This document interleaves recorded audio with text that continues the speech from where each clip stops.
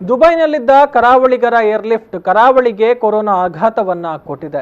ದುಬೈನಿಂದ ಬಂದಿದ್ದಂತಹ ವಿಮಾನದಲ್ಲಿ ಇದ್ದ 20 ಮಂದಿಯಲ್ಲಿ ಆರಂಭದಲ್ಲೇ ಕೊರೋನಾ ಪಾಸಿಟಿವ್ ಪತ್ತೆಯಾಗಿದೆ. ಹೀಗಾಗಿ ದಕ್ಷಿಣ ಕನ್ನಡ ಮತ್ತು ಉಡುಪಿ ಜಿಲ್ಲೆಯಲ್ಲಿ ಆತಂಕದ ವಾತಾವರಣ ಇದೀಗ ಸೃಷ್ಟಿಯಾಗಿದೆ.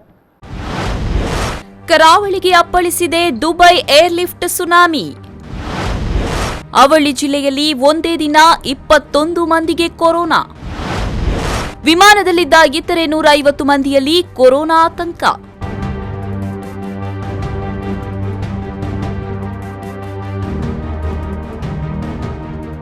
ಹೌದು, 2 ದಿನಗಳ ಹಿಂದೆ ದುಬೈನಿಂದ ಏರ್ಲಿಫ್ಟ್ ಮಾಡಿದ್ದ 176 ಮಂದಿಯ ಪೈಕಿ 21 ಮಂದಿಯಲ್ಲಿ ಕೊರೋನಾ ಸೋಂಕು ಪತ್ತೆಯಾಗಿದೆ.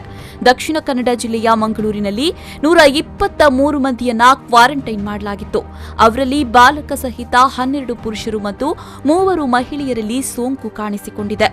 ಇದೇ ವೇಳೆ ಇದೇ ವಿಮಾನದಲ್ಲಿ ಆಗಮಿಸಿದ್ದ ಉಡುಪಿ ಜಿಲ್ಲೆಯ 52 ಮಂದಿಯನ್ನ ಕೊರೋನಾ ಟೆಸ್ಟ್ಗೆ ಒಳಪಡಿಸಿದ್ದು 5 ಕೊರೋನಾ ಇರೋದು ದೃಢವಾಗಿದೆ.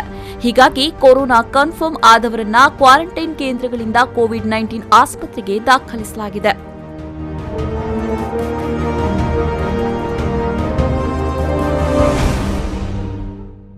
ಪ್ರಾಥಮಿಕ ಹಂತದಲ್ಲೇ ದುಬೈನಿಂದ ಆಗಮಿಸಿದ 21 ಮಂದಿಯಲ್ಲಿ ಕೊರೋನಾ ಕಾಣಿಸಿಕೊಂಡ ಕಾರಣ ಇವರಿಂದ ಜೊತೆಗೆ ಕುಳಿತಿದ್ದವರಿಗೆ ಕೊರೋನಾ ಹರಡಿರುವ ಸಾಧ್ಯತೆ ಇದೆ. ಹೀಗಾಗಿ ಪ್ರಾಥಮಿಕ ಸಂಪರ್ಕಿತ ಮಂದಿಯನ್ನ ಪತ್ತೆ ಮಾಡಿ ಪ್ರತ್ಯೇಕಗೊಳಿಸುವ ಕೆಲಸಕ್ಕೆ ಜಿಲ್ಲಾಡಳಿತ ಮುಂದಾಗಿದೆ. ಇವಾಗ ಟೆಸ್ಟ್ ರಿಪೋರ್ಟ್ಸ್ ಬರ್ತಾ ಇದೆ. ನಮ್ಮಲ್ಲಿ ಕ್ವಾರಂಟೈನ್ ಆಗಿದ್ದವರ 125 ಜನರಲ್ಲಿ 15 ಜನರದು ಪಾಸಿಟಿವ್ ಬಂದಿದೆ. ಈ 15 ಜನರಲ್ಲಿ 14 ಜನದ್ದು ದಕ್ಷಿಣ ಕನ್ನಡ ರೆಸಿಡೆಂಟ್ ಅಡ್ರೆಸ್ ಇದೆ ಮತ್ತು ಇನ್ನೊಬ್ಬರದ್ದು ಉತ್ತರ ಕನ್ನಡ ಇದೆ. ಬಟ್ ಅವರೆಲ್ಲರೂ ನಮ್ಮಲ್ಲೇ ಕ್ವಾರಂಟೈನ್ ಆಗಿದ್ದಾರೆ.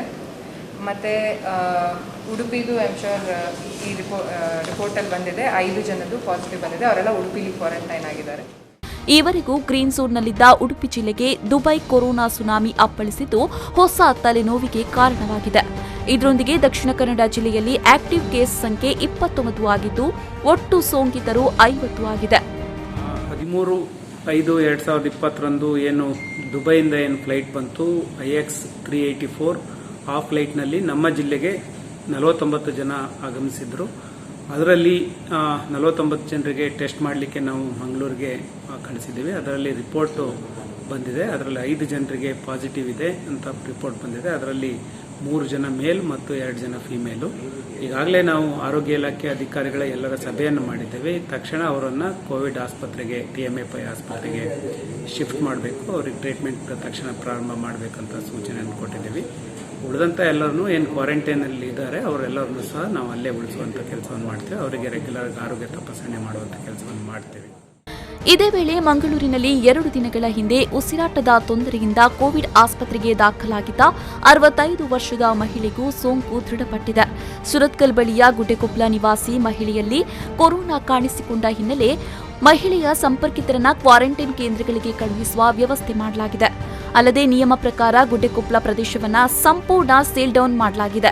ಈ ಮಹಿಳೆಗೆ ಯಾವ ಮೂಲದಿಂದ ಕೊರೋನಾ ಹರಡಿದೆ ಅನ್ನೋದರ ಬಗ್ಗೆ ಜಿಲ್ಲಾಡಳಿತ ತನಿಖೆಗೆ ಸೂಚನೆ ನೀಡಿದೆ.